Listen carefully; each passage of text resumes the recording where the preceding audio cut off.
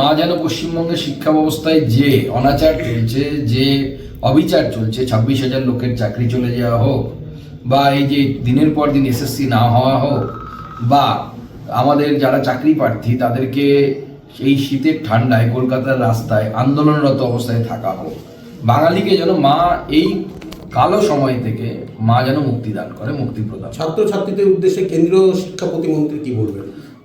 আমি এটুকুই বলবো ছাত্রছাত্রীদের উদ্দেশ্যে যে আজকে আমাদের মাতৃ আরাধনার দিন, সবাই এই আরাধনায় ব্রতী হয়েছে নিশ্চয়ই, এবং সবাইকে বলবো যে পড়াশোনার সময়টা হচ্ছে জীবনের সব থেকে সুন্দর সময়।